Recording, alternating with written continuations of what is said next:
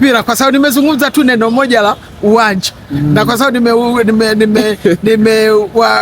wagusa hao wengine watu uwanja wengine kila mtu anasema lake, lakini kikubwa zaidi uwanja sisi tunahitaji lazima, kwa sababu tusiangalie tu kwamba tuna Bunju. Sisi kama Simba ina maeneo mawili makubwa. Kuna under 20 ambayo ni timu ya vijana wanahitaji sehemu ya kufanyia mazoezi. Kuna Simba Queen wanahitaji sehemu ya kufanyia mazoezi. Ina maana tukipewa kile viwanja, hizi timu za hawa vijana wataweza kufanya mazoezi pale, au kama sio pale Jangwani watupe eneo lingine, serikali itoe eneo lingine kwa ajili ya Simba na pale sisi Jangwani tulikuwa na uwanja wetu, na sio Simba peke yao, tulikuwa hata Pan Africa walikuwa na uwanja pale. Mimi nakumbuka vizuri kwa sababu nilikuwa naenda kuangalia mazoezi pale kabla vile viwanja vilianza kufia baada Mheshimiwa Rais Mkapa kwanza kufanyia kampeni zake pale, alafu Marema Marakatari alikuwa na ubiri pale Injili pale kwenye vile viwanja. Kwa hiyo baadaye hata Chama cha Mapinduzi tulikuwa tunafanya kampeni zao kuanzia Mheshimiwa Jakaya Mrisho Kikwete, tulikuwa tunafanya kampeni pale za Chama cha Mapinduzi. Lakini kabla haijajengwa hii ofisi za mwendo kasi pale, vilikuwa ni viwanja kwa watu ambao wanaijua Dar es Salaam vizuri. Na mimi naijua Dar es Salaam vizuri kwa sababu nimekuja Dar es Salaam na miaka 6, kwa hiyo naifahamu vizuri na najua maeneo mengi vizuri, na nilikuwa ni mchezaji wa netball, kwa hiyo maeneo mengi nilikuwa nayajua. Kwa hiyo pale Simba tuna kiwanja chetu, na kama Simba walishaandika barua kupewa kiwanja, hatukupewa, lakini Yanga wakapewa. Kwa hiyo sisi tutakidai pale Jangwani, pale Jangwani wameongezewa eneo na wakapewa na hati siku ya Yanga Day. Mimi nakumbuka vizuri. Wewe kinyi kiwanja chenu kikawa tumezimwa, lakini tutaendelea kukidai, na mimi nitaendelea kumsumbua waziri mkuu. Si tuko naye hapa bungeni, tukiamka tutaendelea kumsumbua. Na hatimaye namjua waziri mkuu ni msikivu, tutapewa eneo tu, wala wana Simba wasio na wasiwasi. Eneo tutapewa, kama si leo hata kesho tutapewa eneo. Na itasaidia Simba Queen na under 20 ili wapate sema kufanya mazoezi, kwa sababu Simba kama Simba wanalipia viwanja. Kila kiwanja kimoja timu ikienda kufanya mazoezi tunalipa 200,000 mpaka 300,000 kwa hizi timu. Kwa hizi kwa siku moja. Kwa hiyo ndio utakuta tunafanya mara moja tu. Unaweza ukafanya mchana au ukafanya asubuhi, ndio imetoka hii. Kwa sababu tunatumia viwanja vya watu, na viwanja vya watu sio bure, ni pesa. Na wakijua vilabu vikubwa kama Simba wanachaji hela, tunalipa. Sasa unalipa Jumatatu, Jumanne, Jumatano, Alhamisi, Ijumaa na Jumamosi yenyewe. Hizi hela zingesaidia shughuli zingine. Ndio maana unakuta vilabu unasema hakuna hela, matumizi yanakuwa makubwa kuliko ni mapato. Kwa hiyo lazima tupunguze matumizi ya viwanja.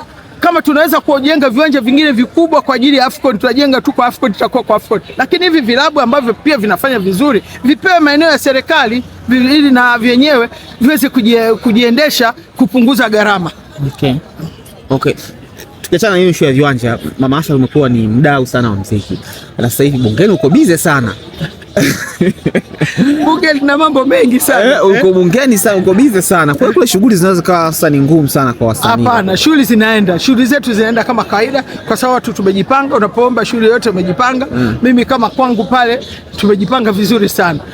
Katika kwa mfano nikichukulia bendi ya Twanga Pepeta, Luisa ndo mkurugenzi, anaendesha vizuri. Charles Baba ni rais wa bendi, alafu kuna manager, kuna manager mwasibu wa Sanriani, yuko Martin manager wa muziki, wako mameneja wa matukio, yuko Mopele mtoto wangu ambaye na yeye huwa anacheza basketball, lakini kuna muda mwingine anasaidia kwenye bendi. Na yuko Imani anafanya ndo production ya Twanga Pepeta. Sasa hivi nyimbo zote mpya anazisimamia Imani pamoja na shooting. Kwa hiyo anafanya hizo pia ni kazi za ziada baada ya kazi zake.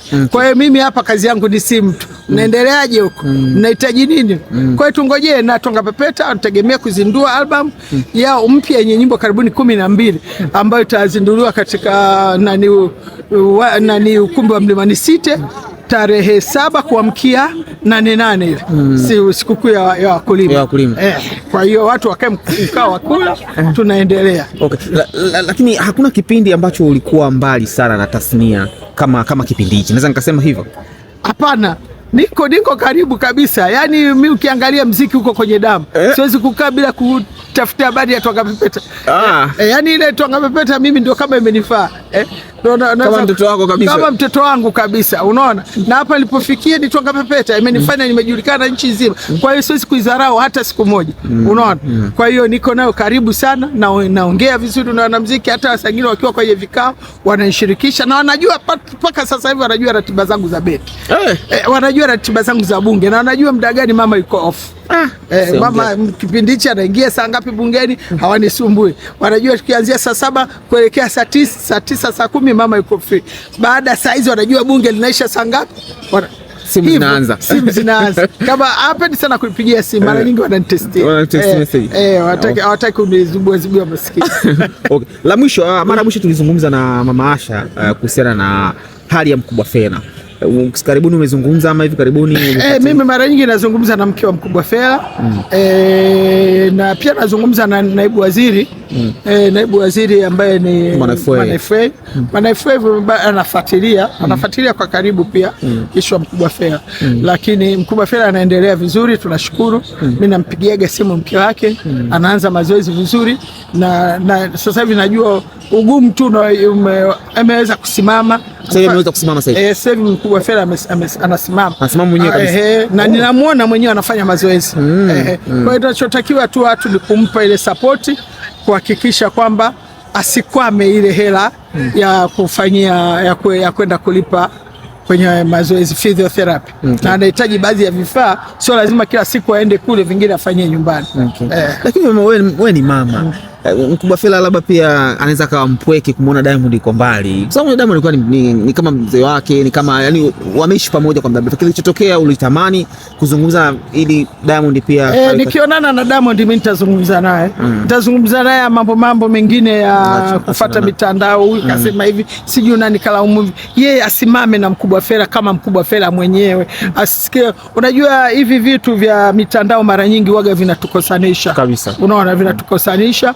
Mtu anaweza wewe ukazungumza hiki, mtu akazungumza hiki, mwingine akazungumza hiki, mwingine akatuzungumka, inatufanya watu tunagombana sana kwa ajili ya mitandao. Lakini nikikutana na Diamond ni msikivu, ana roho nzuri, ana roho ya huruma, nitamwambia muangalie nani Mkubwa Fella, kwa sababu ni jambo dogo sana kwa Fella, kwake jambo dogo. Na sio Diamond peke yake, na wadau wengine pia, na wasanii wengi wamewashika, wasanii wengi pia wamewashika, unaona. Kwa hiyo nikikutana face to face nitamwambia kitu gani kinaendelea na atanisikia, kwa sababu mimi ni mama.